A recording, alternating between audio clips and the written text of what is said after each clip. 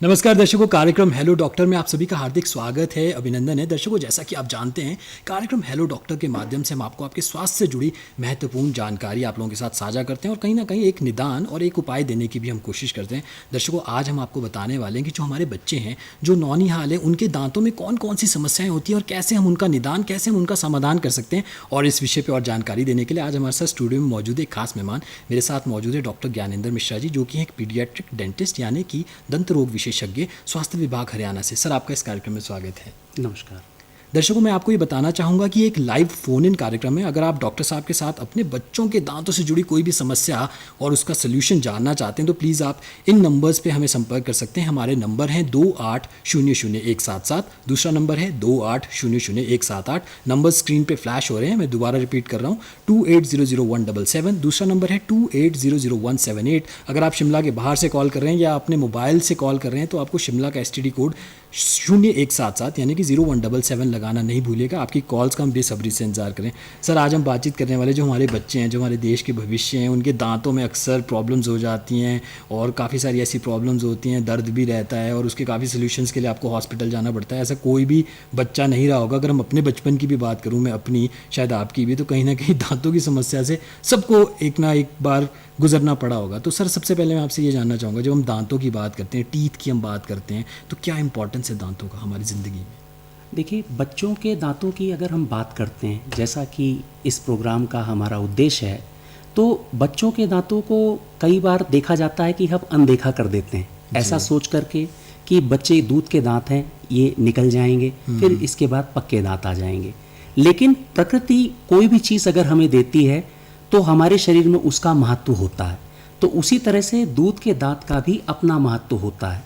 अब आप चलिए बात करते हैं दूध के दांतों के महत्व। तो मैं बताना चाहूँगा, देखिए, खाने के तो बहुत ही महत्वपूर्ण काम होता है। इसके अलावा भी हमारे दूध के दांतों का महत्व इस तरह से होता है, दूध का दांत हमारे खाने चबाने के साथ साथ हमारी सेहत भी बनाता है।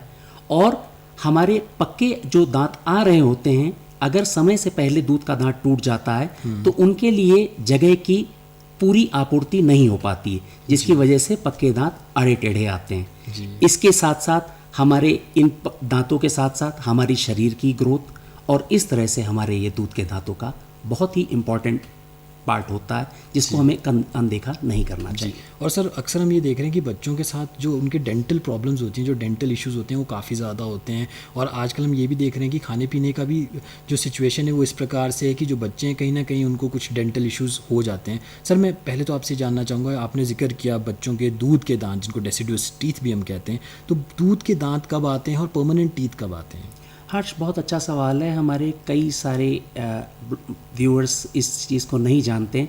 दूध का दांत हमारा 6 महीने की आयु से आना शुरू होता है और ये लगभग 3 वर्ष की आयु तक पूरी तरह से हमारे दूध के दांत आ जाते हैं जी। फिर एक आ जाती है हमारी ट्रांजिशन की फेज़। ट्रांजिशन माने एक फेज़ जा रहा है और दूसरा फेज़ आ रहा है। ये आ जाता है लगभग 6 वर्ष की उम्र से।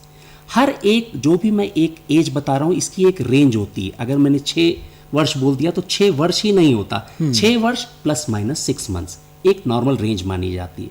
तो ट्रांजिशन की एज जो है 6 वर्ष प्लस माइनस 6 मंथ्स से लेकर के 13 वर्ष तक चलती है। जब 13 वर्ष की उम्र में हमारा कैनाइन होता है, कोने का दांत, ये आखिरी दांत होता है दूध का, जो रिप्लेस करके पक्का दांत आता है। तो 13 वर्ष में हमारे पूरी तरह से पक्के दांत आ जाते हैं। जी सर, मैं ये जानना चाहूँगा, बच्चों की दांतों की कॉमन प्रॉब्लम्स क्या होती हैं, अगर आप बताएं, और हमारे जो व्यूवर्स देख भी रहे हैं, जो पेरेंट्स देख रहे हैं, जिससे वो भी अवेयर हो सके कि बच्चों की दांतों में क्या प्रॉब्लम्स होती हैं। बच्चों की दांतों की प्रॉब्लम्स में आने के पहले मैं इस चीज़ पे चर्चा करना चाहूँगा, इसकी वजह क्या है। क्योंकि हमारे यहाँ एक पद्धति भी कही गई है कि prevention is better than cure. अगर हम बीमारी को शुरू के स्टेज पे ही रोक देंगे तो हमें आगे और कॉम्प्लेक्स प्रोसीजर्स नहीं करने पड़ेंगे। तो आपने अभी बात चर्चा ही कर रहे थे, तभी आपने ये चीज़ बोला कि क्या कारण है। उस कारण में हमारी खाने की आदतें हैं। पहले आप देखेंगे कि हमारे बाप दादा या बुजुर्गों में आप देखेंगे तो दांतों की समस्याएं काफ़ी हद तक कम पाई जाती हैं। मैं स्टैटिस्टिकल डाटा तो नहीं दे सकता, लेकिन मैं अपनी अनुभव के आधार पे बता रहा हूँ। अपने बाप दादाओं को भी मैंने देखा है, उनके भी दांतों में होने वाली दंत क्षय या पायरिया या किसी भी प्रकार की समस्या आज के कंपैरिजन में कम हो रही है। उसका कारण ये है, मुख्य कारण तो चीनी है, और दूसरा कारण ये हमारे खान पान की आदतों में बदलाव।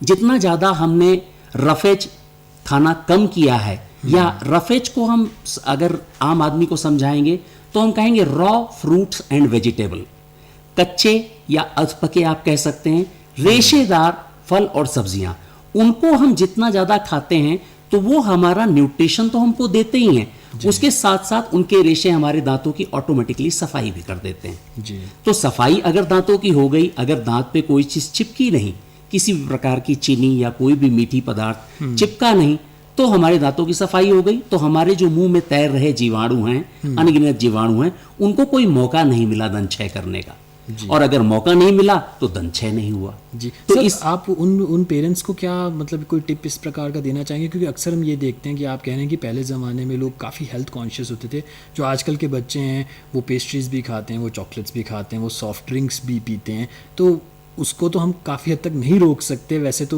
कोशिश ये रहती है कि बच्चे थोड़ा सा ऑल्टरनेट अच्छा फूड लें, बट अगर कोई बच्चा चॉकलेट खा रहा है या कोल्ड ड्रिंक पी रहा है तो फिर आप उसको क्या मैकेनिज़्म सजेस्ट करेंगे कि एटलीस्ट उसके दांतों में कोई इशू ना हो? क्या वो रेगुलरली फ्लॉस करे या फिर कोल्ड ड्रिंक या चॉकलेट खाने के बाद ही ब्रश कर ले?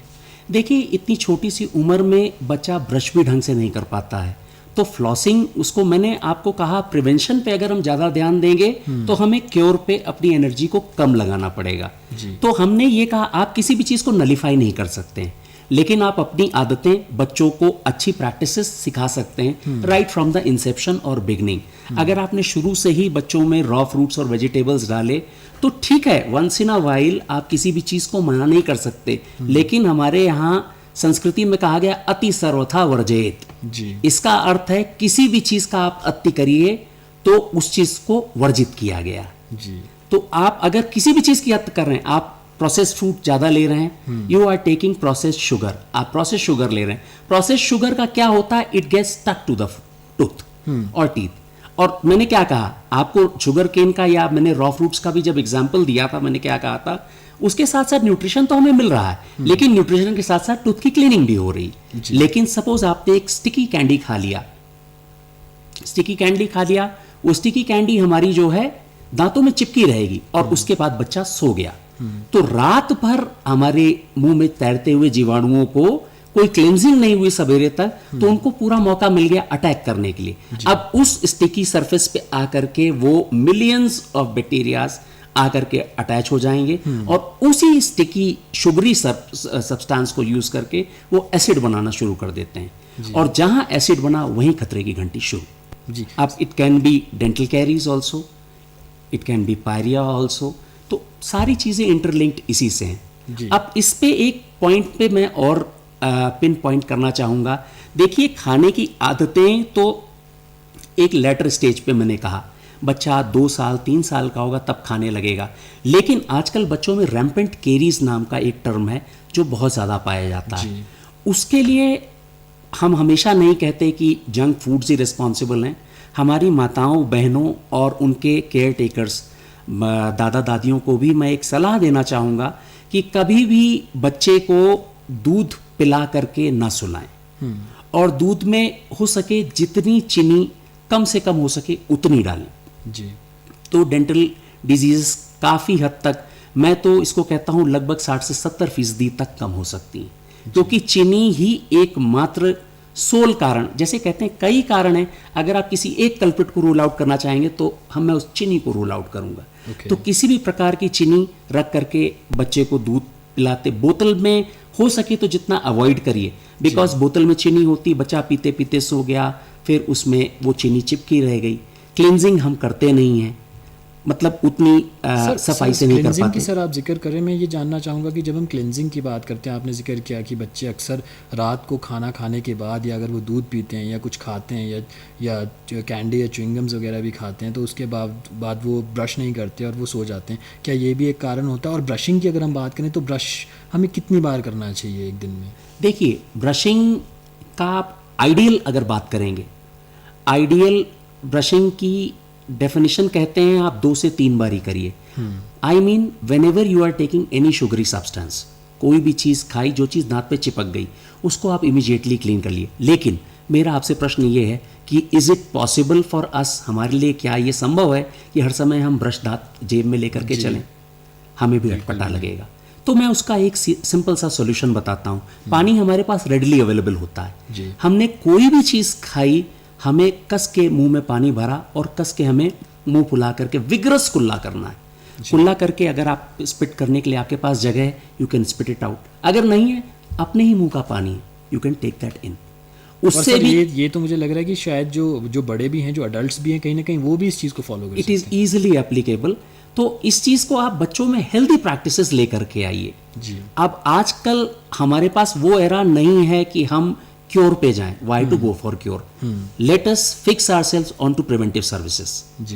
मैं अपने मिशन दंत रोग विमुक्त भारत को लेकर के, मेरा उद्देश्य ये है कि जितना प्रिवेंटिव से स्टेप्स को हम जितना ज़्यादा बता पाएंगे, बिकॉज मेरे लिए प्रैक्टिकली फीजिबल नहीं है मैं देश के हर एक नागरिक तक पहुंच सकूं। तो मेरे लिए पहुंचने का एकमात्र साधन ये भी हो सकता है कि मेरा मैसेज लोगों तक पहुंचे, और वो मैसेज इतना भी कॉम्प्लेक्स नहीं होना चाहिए कि जिसको आप इम्प्लाई करने में आपको समस्या हो। समस्या में अगर इम्प्लाई होगी तो आप 1 दिन 2 दिन करेंगे, उसके बाद आप उसको छोड़ देंगे। तो let us keep everything simple and simultaneously improve our health. जी सर, बच्चों में अक्सर हम ये प्रॉब्लम भी देखते हैं कि एक तो सेंसिटिविटी का काफ़ी इशू रहता है कि बच्चे अगर कोई भी चीज़ खा रहे हैं तो एकदम उनके दांतों में लगती है, और कहीं ना कहीं हम एक टूथ डिके भी देख रहे हैं कि बच्चों में टूथ डिके, दांतों में कीड़ा लगना। और मेरे ख्याल से हर एक बच्चा आजकल अपने डेंटिस्ट के पास जा रहा है या हॉस्पिटल जा रहा है, कोई फिलिंग करवा रहा है, कोई RCT करवा रहा है।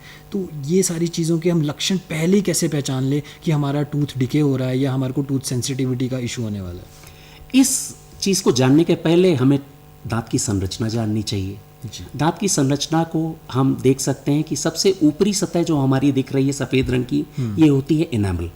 इसके अंदर आप देखेंगे ये इनेमल हमारे शरीर का सबसे हार्डेस्ट पार्ट होता है, ये बोन से भी सख्त होता है। इसके नीचे बोन की सख्ता वाला होता है डेंटिन, और उसके नीचे होता है सबसे सॉफ्ट पार्ट पल्प। तो हमने आपको शुगर वाला जो एग्जाम्पल दिया था, शुगर दांत पे चिपकी रहेगी, उस पे आकर के जीवाणु चिपका और उससे उसने अम्ल या एसिड बनाया, वहीं से दंत क्षय की कहानी शुरू हो गई। लेकिन इनेमल का पोर्शन क्रॉस करते करते उन बैक्टीरियाज को एसिड्स की मदद से लगभग 2 से 3 वर्ष का समय भी लग जाता है। लेकिन अगर कुछ आनुवंशिकी समस्या है या किसी और प्रकार की समस्या है तो वो जल्दी भी हो सकती है। तो जैसे ही हमारी खतरे की घंटी बजी तो एक हमारे इनेमल पे एक ब्लैक स्पॉट दिखता है। उस ब्लैक स्पॉट को हमें अनदेखा नहीं करना चाहिए। अगर हमने अपने दंत रोग विशेषज्ञ को दिखाया तो उसमें हम फिलिंग कर देते हैं, हमें कोई सेंसिटिविटी ऐसी नहीं महसूस होती। इनेमल के नीचे मैंने क्या बताया, डेंटिन। अगर आपके इनेमल से नीचे इन्फेक्शन डेंटिन तक पहुंचा, अब आपको सेंसिटिविटी शुरू हो जाएगी। अब बच्चा क्या कहेगा, जी मैंने कोई चीज़ ठंडी खाई तो मुझे शार्प पेन हुआ और वो धीरे धीरे अपने आप सही हो गया। इसका मतलब इन्फेक्शन आपका डेंटिन तक है। इस स्टेज पे भी जाएंगे तो बच्चों में तो हम पल्प कैपिंग भी कर सकते हैं और या पल्पोटमी भी कर सकते हैं। अगर उसके आगे मैंने क्या बताया, सबसे सॉफ्टेस्ट पार्ट है पल्प। तो बच्चों में अगर पल्प तक इन्फेक्शन पहुंच गया तो अब बच्चे जो है वेग रिस्पॉन्स देते हैं। पहले जो शॉर्ट पेन था अब वो कंटिन्यूस पेन हो जाएगा। बच्चा जो है कंटिन्यूसली पेन को बताएगा, ठंडे के साथ साथ गर्म से भी लगेगा। पहले जो पेन खत्म हो जाता था अब वो पेन सबसाइड नहीं होगा। उससे भी एडवांस स्टेज, बोन अपनी जो रूट्स हैं वो सॉकेट में है, इस तरह से सॉकेट में ढकी हुई है। उस सॉकेट में अगर इन्फेक्शन पहुंच गया तो वो इन्फेक्शन आपको सॉकेट की, मतलब बच्चों की बोन थोड़ी फ्रेजाइल होती है, उसको क्रॉस करके फिर गम्स के थ्रू वो जो पस बन जाएगा वो पस बाहर निकलने लगता है। तो आपको उस केस में अगर बाहर गम्स के थ्रू निकल गया तो हम एब्सेस कह देते हैं, या अगर उसने और नीचे की जगहों को इन्वॉल्व कर लिया तो हम उसको स्पेस इन्फेक्शन भी कहते हैं। तो इन सब चीज़ों का इलाज हमारे पास संभव है, लेकिन हम अगर प्रिवेंटिव उस पर काम करेंगे तो हम पहली स्टेज पे अपनी बीमारी को इंसेप्ट करेंगे और उसका कारगर इलाज ले पाएंगे। जी, जो भी दर्शक अभी हमें देख रहे हैं, मैं आपको बताना चाहूँगा, आप देख रहे हैं कार्यक्रम हेलो डॉक्टर। मेरे साथ मौजूद है डॉक्टर ज्ञानेंद्र मिश्रा जी, जो कि एक पीडियाट्रिक डेंटिस्ट हैं स्वास्थ्य विभाग हरियाणा से। और आज हम बातचीत कर रहे हैं कि जो बच्चों में जो रोग होते हैं दांतों के, उसका हम किस प्रकार से उसको पहचान सकते हैं, कैसे हम उसका समाधान कर सकते हैं। और ये एक लाइव फ़ोन इन कार्यक्रम है। अगर आप हमारे डॉक्टर साहब से कोई भी अपने बच्चों से जुड़ी, दांतों से जुड़ी समस्या के बारे में जानकारी प्राप्त करना चाहते हैं तो आप प्लीज़ इन नंबर्स पे हमें कॉल कर सकते हैं। हमारे नंबर है 28000177, दूसरा नंबर है 28000178। अगर आप शिमला के बाहर से कॉल कर रहे हैं या मोबाइल से कॉल कर रहे हैं तो आपको शिमला का STD कोड 0177 लगाना अनिवार्य है। आपके कॉल्स की हम बेसब्री से इंतजार करें। सर, आज हम बातचीत कर रहे हैं बच्चों की जो डेंटल इश्यूज़ होते हैं और किस प्रकार से हम उसका सोल्यूशन कर सकते हैं। और मेरे हिसाब से इंडिया में तो कोई भी ऐसा बच्चा नहीं होगा जो जब वो टीनेज ईयर्स में होता है या फिर वो 6 साल से लेकर 13-14 साल तक का होता है तो उसको कोई डेंटल इश्यूज़ ना हो। तो सर, कितना रेगुलरली आपको अपने डेंटिस्ट के पास जाना चाहिए रेगुलर चेकअप के लिए? डेंटल रेगुलर चेकअप, देखिए आइडियल, आप एक आइडियल बात करते हैं और एक प्रैक्टिकल बात करते हैं। आइडियली तो हम कहते हैं कि फर्स्ट बर्थडे बच्चे का फर्स्ट डेंटल विजिट होनी चाहिए। ज़रूरी नहीं है हम उसका कुछ इलाज ही करवाएं, हमें उसको क्लिनिक से अवगत करा देना चाहिए ताकि बाद में बच्चों के अंदर एक फोबिया ना हो जाए कि जैसे डॉक्टर के पास जा रहे हैं, एक वाइट कोट हाइपरटेंशन एक टर्म है, बच्चा वाइट कोट देखते ही डरता है। बिल्कुल। और हमारे माता पिता भी कुछ अडल्ट्स भी डरते हैं वाइट कोट को देख के। ये जो फोबिया है ये हर व्यक्ति में पाया जाता है। तो और हमारे यहाँ जो है एक फोबिया और बच्चों में दे दिया जाता है, बदमाशी मत करो नहीं तो सुई लगवा दी जाएगी। माता पिता लोगों को ये सब चीज़ों को कहने से बचना चाहिए क्योंकि उसका खामियाजा हमें भुगतना पड़ता है जब बच्चा डेंटल चेयर पर बैठता है। तो हमें क्या करना है, बच्चे की पहली विजिट आइडियली तो तब हो जानी चाहिए, लेकिन फिर भी हम ये सजेस्ट करते हैं कि आपको बच्चा जब समझदार हो जाए तो उसको एक विजिट करवाइए और कोशिश करिए कोई बीमारी ना भी हो तो बच्चा 6 महीने से 1 वर्ष में एक बार अपने डेंटिस्ट को ज़रूर देखे। तो क्या होगा, वही एक इनिशियल स्टेज में डिजीज इंटरसेप्ट हो जाएगी, बच्चा एक्लिमेटाइज हो जाएगा। अगर उसको भगवान न करे कोई ट्रीटमेंट की आगे ज़रूरत पड़ती है तो हमारे और बच्चे दोनों के लिए वो आसान हो। जी सर, बच्चों में अक्सर हम ये समस्या देखते हैं कि जब उनके दांत आ रहे होते हैं, जिसको हम दूध के दांत भी कहते हैं, या फिर जब परमानेंट टीथ भी आते हैं तो वो आड़े टेढ़े से आ जाते हैं। इस वजह से बच्चों को काफ़ी उनको एक जो कहते हैं कि उनकी सेल्फ इस्टीम पे भी कहीं ना कहीं एक इफ़ेक्ट आता है। तो इस चीज़ को क्या कहा जाता है, क्या ये एक मेडिकल इशू है? ये मेडिकल इशू नहीं है, ये एक कहते हैं सेल्फ करेक्टिंग एनॉमलीज एक टर्म कहा जाता है, स्वयं अपने आप ही सही हो जाने वाली एनॉमलीज। ये क्या होता है, जब एक ट्रांजिशन स्टेज की मैंने आपसे बात करी थी 6 वर्ष से लेकर के 13 वर्ष तक की आयु में, क्या होता है, पहले हमारे नीचे के दांत आ जाते हैं, सेंट्रल और लैटरल्स, उसके बाद फिर साइमल्टेनियसली हमारा फर्स्ट मोलर भी आता है 6 वर्ष की उम्र में। उसके बाद हमारा अपर सेंट्रल्स आते हैं, अपर सेंट्रल्स के साथ साथ हमारे लैटरल्स भी आ जाते हैं। लेकिन कैनाइन हमारा एक लंबा पाथ लेता है इरप्ट होने के लिए। तो जब हमारा कैनाइन इरप्ट हो रहा होता तो 9.5 वर्ष के अराउंड, जब कभी भी मैं अपने दर्शकों को बताना चाहूँगा, जब कभी भी मैं कोई भी एक टर्म एग्जैक्ट बोल रहा हूँ तो उसमें +- 6 मंथ एक नॉर्मल रेंज लेकर के चली जाती है। तो उसमें क्या होता है, 9.5 वर्ष की आयु के आसपास आने पे क्या होता है, कैनाइन जो है इन सेंट्रल और लैटरल को ऊपर वालों को पुश करता है, जिसकी वजह से दो सेंट्रल इंसाइजर्स के बीच में एक स्पेस ये देखते हैं कि बच्चों का जो फ्रंट का जो टीथ होता है उसमें गैप आ जाता है। जी, तो ये एक सेल्फ करेक्टिंग एनॉमली है, ये 10 वर्ष के आयु के लगभग आता है और जब कैनाइन अपना 13 वर्ष की उम्र में पूरी तरह से आ जाता है तो वो फिर इसको ऑपोजिट साइड में प्रेस कर देता है। तो ये एक सेल्फ करेक्टिंग एनॉमली। जी सर, मैं आपसे एक बड़ा गंभीर प्रश्न भी ये जानना चाहूँगा। अक्सर हम ये देखते हैं कि जो दूध के दांत होते हैं बच्चों के, वो गिर जाते हैं और परमानेंट टीथ आते हैं, बट कई बार हम ये भी देखते हैं कि दूध के दांत बच्चों के नहीं गिरते। तो ऐसे मामलों में पेरेंट्स को क्या ध्यान रखना चाहिए? देखिए, हर एक चीज़ का एक रेंज होती है, उस रेंज के दौरान आप अगर चीज़ें नॉर्मल नहीं देख रहे हैं तो मैंने आपको जो कहा 6 मंथ में अपने डेंटिस्ट को विजिट करें, तो उसमें वो डेंटिस्ट उस समस्या को इंटरसेप्ट करके उसमें तुरंत समाधान करने के प्रयास करेंगे। तो उसको हमें देखना पड़ता है कि नीचे का दांत नॉर्मल बना है कि नहीं, क्योंकि कई बारी क्या होता है, निकलने का कई एक कारणों में से ये भी कारण होता है कि नीचे वाला दांत जब बनता जाता है तो वो ऊपर वाले दांत को पुश करता है, जिससे उसकी जड़ों का रिजॉर्प्शन होना शुरू हो जाता है। अल्टीमेटली वो केवल क्राउन बनता है और निकल जाता है। तो नीचे का दांत अगर रहेगा ही नहीं तो वो इसको पुश नहीं करता जी। है। और भी कई आनुवांशिक कारण होते हैं जिन पे हमारा दांत जो है प्रॉपर तरीके से नहीं निकलता, तो इसके लिए हमें प्रॉपर इन्वेस्टिगेशंस करा करके डिसीजन लेना पड़ता है और सिचुएशन के अकॉर्डिंगली हमें ट्रीटमेंट देना पड़ता है। जी सर, कई बार हम ये भी देखते हैं और मैं अपना खुद का भी एक पर्सनल एक्सपीरियंस दर्शकों के साथ साझा करूंगा कि मेरे खुद के भी साइड के जो दो दूध के दांत हैं वो टूटे नहीं, और इस वजह से जो मेरे परमानेंट टीथ थे वो कहीं ना कहीं मेरे जबड़े में जाके वापस यहाँ पे फंस गए। तो ऐसे मामलों में पेरेंट्स को कितना ध्यान रखना पड़ेगा कि अगर आपके दूध के दांत टूट नहीं रहे हैं तो आप जाके डॉक्टर के पास जाइए, या कोई सर्जरी भी आप ऐसे बच्चों को प्रिस्क्राइब करेंगे जहाँ पे उनके दूध के दांत तो टूट जाते हैं बट जो परमानेंट टीथ है वो बाहर नहीं आ रहे?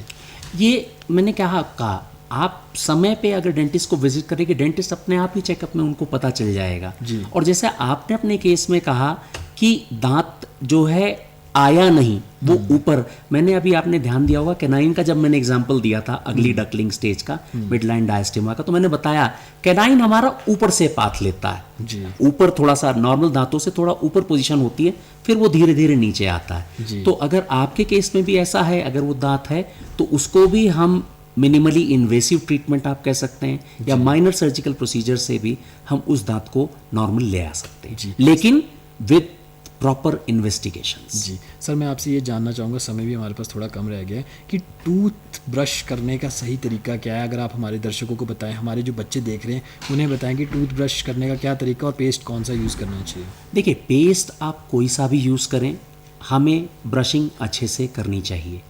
बच्चों का ब्रशिंग करने का तरीका बड़ों से अलग होता है। जी। बच्चों को इनकी डेक्सटेरिटी भी उतनी नहीं डेवलप होती, और हमें बच्चों को साइमल्टेनियसली इंट्रोड्यूस भी करना होता है कि आपने अपने दांत कैसे साफ करने हैं। तो बच्चों को देखिए, कोई भी चीज़ को आप खेल की तरह बच्चों से करवाएंगे, बच्चे उसको आसानी से करेंगे। जब आप उस चीज़ को बोझ बना देंगे तो शायद बच्चा उससे कतराने लगेगा। तो हमें हर एक बच्चे को प्ले की तरह उसको इंट्रोड्यूस करना है, और जितना छोटे बच्चे में आप अच्छी हैबिट डाल देंगे। मैं अपनी 2 बेटियों के बारे में कहूँगा, एक 4 साल की है और एक 2.25 साल की।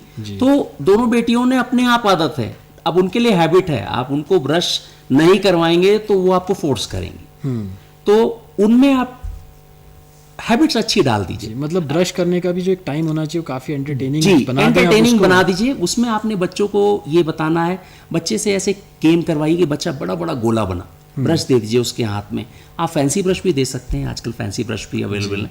और उसके बाद उस गोले को आपने धीरे धीरे करके छोटा करवा करके इतना बड़ा कर देना है कि वो उसके दांतों पे सेट हो जाए। जी। दांतों पे सेट हो जाए तो बच्चा इतनी डेक्सटेरिटी ना हो, तो आप जब तक बच्चा खुद नहीं कर सकता, आप ब्रश बच्चे को आप गोला बनवा करके आप दांत आगे पीछे ब्रश करवा सकते हैं। लेकिन मैं अपने दर्शकों को बताना चाहूँगा कि बड़ों में दांत सफाई और बच्चों में दांत सफाई की विधि अलग अलग होती है। मैं अपने पहले भी शोज़ में बता चुका हूँ, 45 डिग्री कोण की विधि।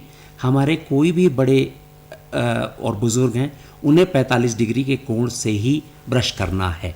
तो बच्चों को इस तरह से गोल गोल ब्रश कराइए, और बाद में बच्चों की अपनी डेक्सटेरिटी हो जाए तो फिर बच्चे अपने आप धीरे धीरे करिए, फिर 45 डिग्री का कोण भी जितना जल्दी कर देंगे उतनी अच्छी सफाई हो जाएगी। जी। डॉक्टर ज्ञानेंद्र मिश्रा जी, आज आप स्पेशल हमारे स्टूडियो में आए और आपने जो हमारे बच्चे हैं उनको इतना इन्फॉर्मेटिव चीज़ें बताई कि किस प्रकार से आपको अपने दांतों की केयर करनी चाहिए और कैसे आप अब दांतों की जो प्रॉब्लम्स है उससे बच सकते हैं। Sir, thank you so much for coming here.